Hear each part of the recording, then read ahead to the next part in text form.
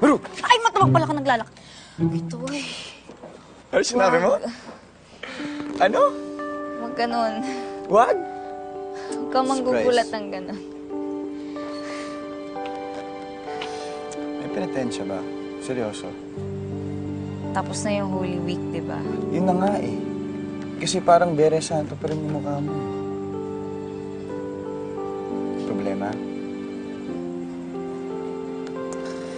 Ay, sabi ko na nga ba, may problema eh. Dayan, anong ginawa niyo sa'yo? Si Tatay kasi at saka si Sir Albert nagkainitan kanina. Parang ako nasa gitna ng dalawang nag-uumpubang na to.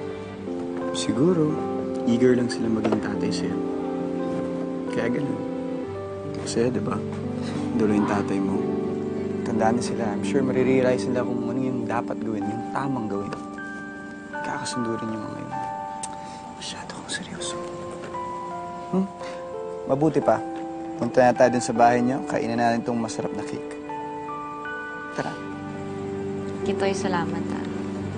Okay. Nakabuti mo talaga ang kaibigan. Tara naman tayo.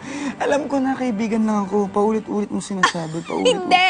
Hindi yun ang ibig ko sabihin. Sorry. Hindi yun ang ibig ko sabihin. Nagpapasalamat lang talaga ako sa'yo. Kung palitan ko kaya yung mukha ko, ilagay ako ng mukha ng Amboy. Gusto mo ba ako?